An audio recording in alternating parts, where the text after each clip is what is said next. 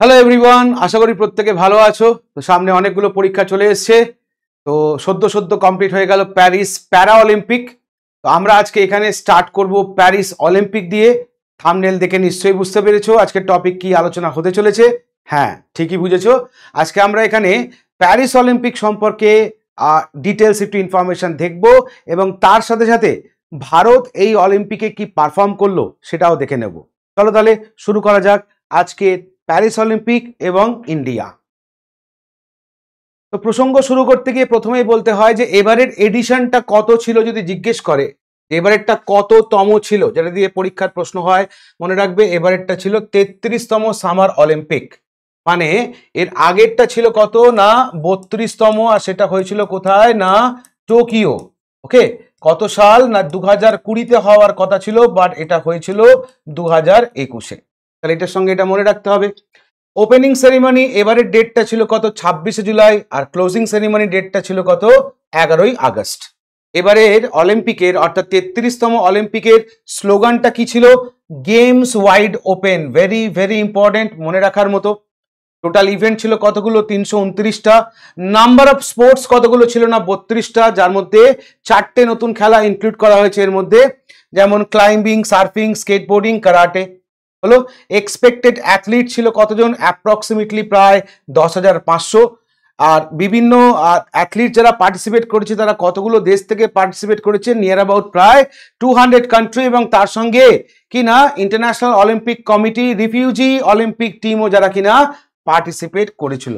পরীক্ষায় আসতে পারে আয়োজনকারী শহরটার নাম কি? নাম হচ্ছে প্যারিস। আর এবারের অলিম্পিকে ভারতের তরফ থেকে পার্টিসিপেশন হয়েছিল কতজনের? না 117 জন অ্যাথলিটসের। হলো, তাহলে এখান থেকে আমাকে যে যে পয়েন্টগুলো একটু ভালো করে মনে রাখতে হবে, আবারও একবার বলছি, খুব ভালো করে দেখে নাও। এডিশনটা মনে রাখবে 33rd, স্লোগানটা মনে রাখবে গেমস ওয়াইড ওপেন। ওপেন হয়েছে কবে খেলাটা? 26শে জুলাই। ক্লোজ হয়েছে কবে? 11ই জুলাই। আর আয়োজনকারী শহরটার নাম কি? না প্যারিস। ইন্ডিয়া থেকে টোটাল কতজন অ্যাথলিটস পার্টিসিপেট করেছিল? 117। চলে আসো এবারে যেটা নিয়ে আমরা আলোচনা করব, প্যারিস অলিম্পিকের এবারে লোগোটা। এবারে লোগোটা যদি আমরা দেখি, 3টে লোগো কি বলছে দেখো। The logo for the Paris Olympic 2024 uniquely combine 3 symbol. 3টে সিম্বল দ্বারা বলতে পারো লোগোটা কি না তৈরি করা হয়েছিল।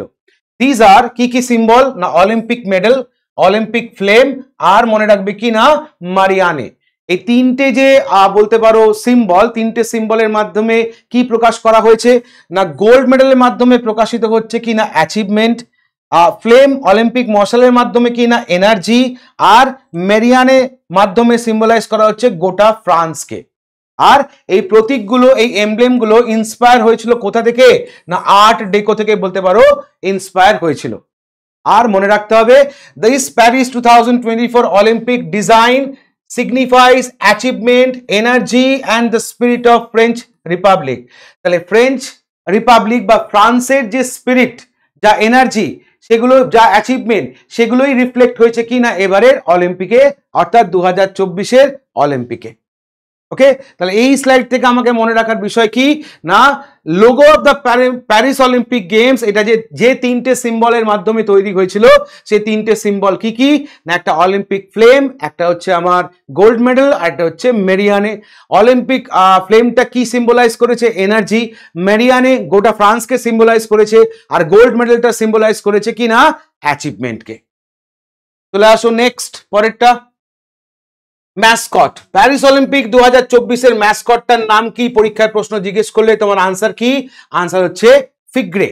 নামটা মনে রাখবে, ফিগ্রে। এর মাধ্যমে প্যারিস অলিম্পিকের যে মাস্কট, এর মাধ্যমে কি তুলে ধরা হয়েছে?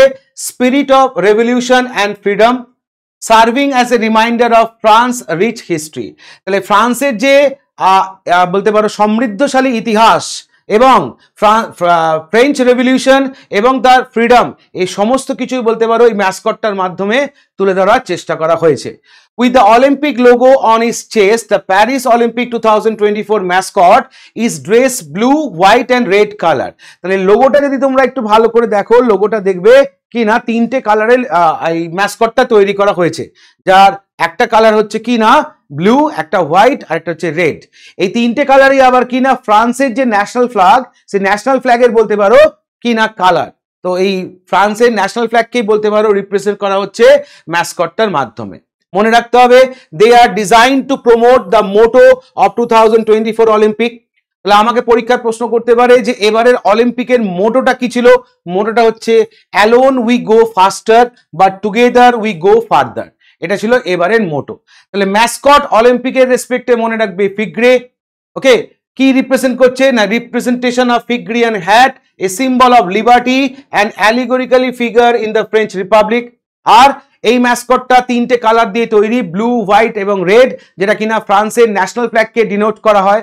আর মনে রাখতে হবে কি এবারের মোটোটা কি ছিল? মোটোটা হচ্ছে alone we go ফাস্টার but together we go further.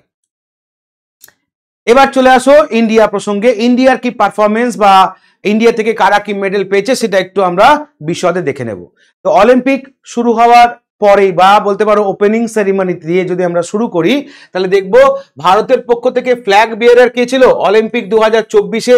তখন মনে রাখতে হবে কি না ওপেনিং সেরিমনিতে ভারতের হয়ে পতাকা বহন করে কে না পিভি সিন্ধু এবং আচন্ত শরৎ কমল। ওকে, আর ঠিক একই রকম ভাবে মনে রাখতে হবে ক্লোজিং সেরিমনি রেসপেক্টে ভারতের হয়ে পতাকা বহন করে পি.আর. শ্রীজেশ আর মনু বাকার। তাহলে ওপেনিং এবং ক্লোজিং সেরিমনি খুব ভালো করে মনে রাখবে। ওপেনিং সেরিমনিতে ভারতের হয়ে পতাকা বহন করে পিভি সিন্ধু আর আচন্ত শরৎ কমল, আর ক্লোজিং সেরিমনিতে ভারতের হয়ে পতাকা বহন করে কে পি.আর. শ্রীজেশ এবং মনু বাকার। মনে রাখতে হবে ওপেনিং সেরিমনিটা কোথায় হয় না সিন নদীর ওপরে। ওকে, প্যারিসে সিন নদীর ওপরেই বলতে পারো কি না উদ্বোধন হয় প্যারিস অলিম্পিকে। আর কি মনে রাখতে হবে না this was the largest ever representation of India. তাহলে এই প্রথম বা এবারের অলিম্পিকই হচ্ছে প্রথম যেখানে ভারত সব থেকে বেশি তার অ্যাথলিটসকে পাঠিয়েছিল। কতজনকে না 117 জন। সব থেকে বড় টিম বলতে পারো এবারই পাঠানো হয়েছিল। Holding high expectation of the country to outperform Tokyo 2020। এবং 2020-তে আমাদের টোকিও অলিম্পিকে যা পারফরমেন্স ছিল তার থেকেও আরো বেশি এক্সপেকটেশনে আমরা কিন্তু এই 117 জন অ্যাথলিটকে পাঠিয়েছিলাম। এবার যদি আমরা দেখে নিই যে ওভারঅল ভারত এই 117 জন অ্যাথলিটস এর মধ্যে কারা কি মেডেল পেলো বা টোটাল মেডেল কতগুলো পেলো, যেটা দিয়ে পরীক্ষায় প্রশ্ন আসবে। মনে রাখতে হবে ইন্ডিয়া টোটাল এবারের অলিম্পিকে 6টা মেডেল পেয়েছে, যার মধ্যে একটা সিলভার আর 5টা ব্রোঞ্জ। তাহলে কি বললাম গতবারের অলিম্পিকে মানে 2020-র অলিম্পিকে টোটাল ভারত 7টা মেডেল পেয়েছিল, আর এবারে পেল 6টা, একটা সিলভার আর 5টা ব্রোঞ্জ। এবার এক এক করে দেখো যারা কিনা এই 6টা মেডেল পেয়েছে, যার মধ্যে প্রথম নামটা বলতেই হয় মনু বাকার। ইনি বলতে পারো প্রথম কিনা মেডেল যেতে ভারতের পক্ষ থেকে প্যারিস অলিম্পিক 2024-এ তিনি ব্রোঞ্জ মেডেল পান, এবং তিনি হচ্ছেন প্রথম ভারতীয় মহিলা যে কিনা শুটিং এ বলতে পারো অলিম্পিক শুটিং এ মেডেল পায়। ইনি আরো একবার ইতিহাস তৈরি করেন কখন না যখন ইনি air pistol 10 metre air pistol ইভেন্টে ব্রোঞ্জ মেডেল পান কিনা সরবজোৎ সিং এর সঙ্গে যুগ্মভাবে। অর্থাৎ মনু বাকার যদি আমরা দেখি এবারের অলিম্পিকে 2টো মেডেল পেয়েছে, 2টোই ব্রোঞ্জ পেয়েছে, একটা ইন্ডিভিজুয়ালি পেয়েছে আর একটা কি না সরবজোৎ সিং এর বলতে পারো সঙ্গে মিক্সড আর টিমের রেসপেক্টে 10 মিটার এয়ার পিস্তল ইভেন্টে পেয়েছে। এবং ইনি ইতিহাস তৈরি করেছেন মনু বাকার কি হিসেবে first Indian to win 2 medal at a single edition of the Olympic. তাহলে ফার্স্ট ইন্ডিয়ান টু উইন প্রথম ভারতীয় হিসেবে কিনা সিঙ্গেল এডিশন মানে একটা অলিম্পিক থেকেই বলতে পারো 2টো মেডেল পেল যিনি, তার নাম জিজ্ঞেস করলে আনসারটা হবে কি মনু বাকার। মনু বাকারের পরে সরবজোৎ সিং এর পরে যদি আমরা দেখি কিনা স্বপ্নীল কুসালে, ইনি বলতে পারো থার্ড যে কিনা শুটিং এ বলতে পারো মেডেল পায়। হলো নেক্সট ছিল কি ইন্ডিয়ান হকি মেন্স টিম যারা কিনা টোকিও অলিম্পিকের মতো বলতে পারো এখানে একটা কিনা ব্রোঞ্জ মেডেল পায়। নেক্সট ছিল আমাদের নীরজ চোপড়া। নীরজ চোপড়া এবারে আমাদের অনেকটাই বলতে পারো আশাহত করেছে, আমরা অনেক এক্সপেকটেশন রেখেছিলাম নীরজ চোপড়ার কাছ থেকে, বাট যাই হোক উনি এবারে অলিম্পিকে কিন্তু একটা সিলভার মেডেল কিন্তু সিকিউর করেছেন তার জ্যাভলিন থ্রোয়ে। আর পরবর্তী সময়ে আমরা দেখলাম আমান শেরাওয়াত, ইনি হচ্ছেন বলতে পারো ইয়ংগেস্ট ইন্ডিয়ান অলিম্পিয়ান হিসেবে কিনা মেডেল পেল এবারে প্যারিস অলিম্পিকে। কি মেডেল পেল না ব্রোঞ্জ মেডেল পেল, কোন খেলায় না রেসলিং এ। তাহলে এর আগে পর্যন্ত পিভি সিন্ধু ছিল কিনা ভারতের সব থেকে কনিষ্ঠতম যে কিনা অলিম্পিকে মেডেল পাওয়া, আর তার থেকেও কনিষ্ঠতম বা বলতে পারো ইন্ডিয়ার ইয়াংগেস্ট অলিম্পিয়ান মেডেল পেল কে না আমান শেরাওয়াত, যখন তিনি এবারের অলিম্পিকে রেসলিং এ ব্রোঞ্জ মেডেল পেলেন। এবার যদি দেখি আমরা however India left the Paris 2024 Olympic with more than heartbreak than cheers। তাহলে এবছর কিন্তু আমাদের বলতে পারো যারা শিওর শট মেডেল দেওয়া উচিত ছিল তাদের কাছ থেকে আমরা মেডেল কিন্তু পাইনি। আমরা যা মেডেল পেয়েছি আরো মিনিমাম 6টা মেডেল কিন্তু আমরা পেতে পারতাম। অনেক জেনুইন ক্যান্ডিডেট আমাদের ছিল, বাট তাদের কাছ থেকে কিন্তু আমরা সেই মতো কিন্তু ফল পাইনি। যদি কয়েকটা এক্সাম্পল দিতে হয় যার মধ্যে আমরা রাখবো লক্ষ্য সেন, মীরাবাই চানু, মানু বাকার, যারা কিনা বলতে পারো আরো বেটার করতে পারতো এবারের অলিম্পিকে। ওকে, ইন্ডিয়া মিসড করেছে টোটাল বলতে পারো 6টা পোটেনশিয়াল মেডেল, এবারে ইন্ডিয়া 6খানা মিস করেছে। দুর্ভাগ্যজনক ঘটনা হিসেবে আমরা বলতে পারি কি না বিনেশ ফোগাটের বলতে পারো ডিসকোয়ালিফিকেশন, এটাও বলতে পারো একটা দুর্ভাগ্যজনক ঘটনা, কারণ শিওর শট এখান থেকে আমাদের একটা either bronze either gold sure shot একটা কিন্তু আমাদের ছিলই। এইরকম কিছু বিক্ষিপ্ত ঘটনাও এবারের অলিম্পিকে আমরা দেখতে পেয়েছি।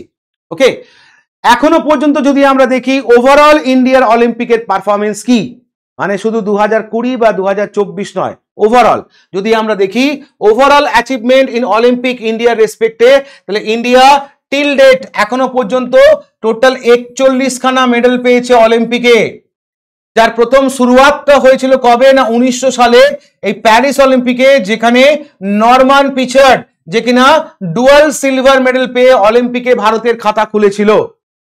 পরবর্তী ক্ষেত্রে কেডি যাদব যিনি কিনা বলতে পারো রেসলিং এ ব্রোঞ্জ পায় কোথায় না হেলসিঙ্কিতে 1952 তে, এবং ইনি হচ্ছেন প্রথম ইন্ডিভিজুয়াল অ্যাথলিট ইন্ডিপেন্ডেন্ট ইন্ডিয়া থেকে যে কিনা অলিম্পিকে মেডেল পায়।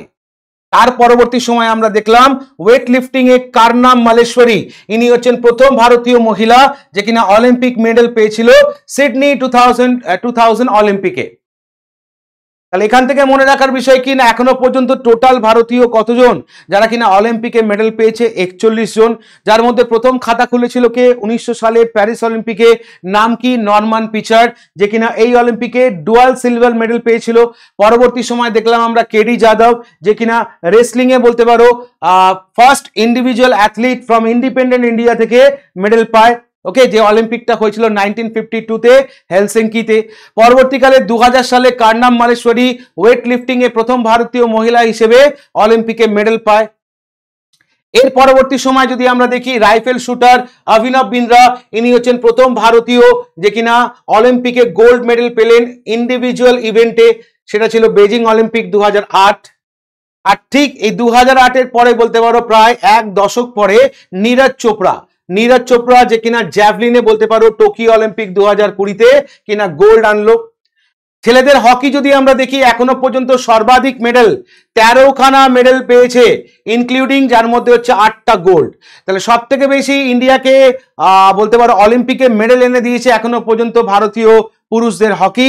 টোটাল ওভারঅল 13টা মেডেল পেয়েছে পুরুষদের হকি, যার মধ্যে 8টা গোল্ড, এবং এখনো পর্যন্ত এটাই হচ্ছে biggest contributor two India's Olympic medal tally.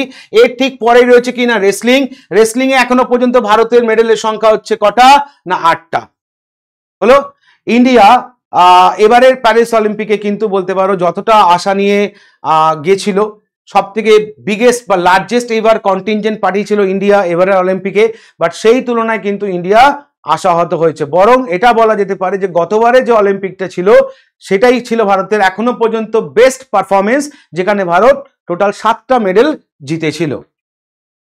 এবার যদি আমরা এবারে ইন্ডিয়ার পারফরমেন্সটা একটু দেখে নিই একদম জিস্ট আকারে।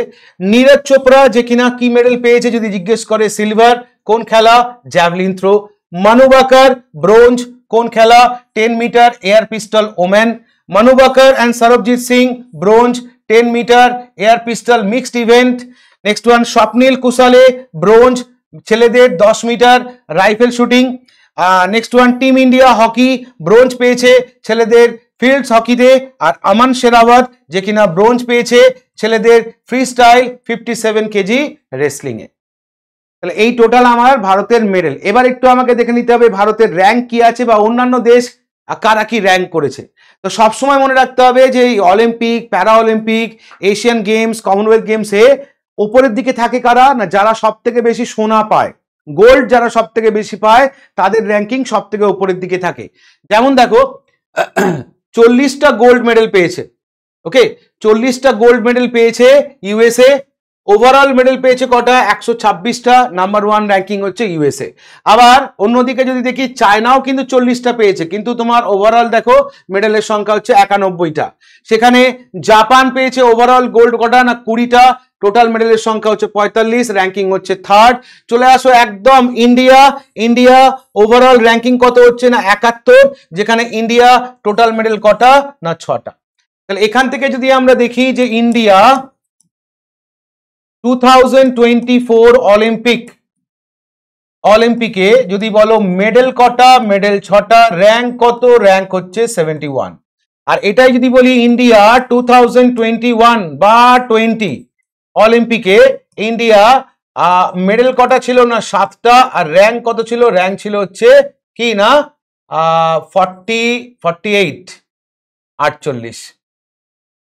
ওকে, তাহলে দেখো র্যাঙ্কিং এ কিন্তু ইন্ডিয়া অনেকটা এগিয়ে ছিল, যেটা কিন্তু এবারে অনেকটা পিছিয়ে গেছে। তো এই হচ্ছে আমাদের ওভারঅল অলিম্পিক সম্পর্কিত একটা ছোট্ট ইনফরমেশন, যেটা তোমার আপকামিং পরীক্ষায় কাজে লাগতে পারে বলে বিশ্বাস। কেমন লাগলো ভিডিওটা অবশ্যই কমেন্ট করে জানিও। খুব তাড়াতাড়ি আমরা প্যারা অলিম্পিক নিয়েও একটা ভিডিও আসতে চলেছে। তো আজকে এই পর্যন্তই। Thank you, have a nice day.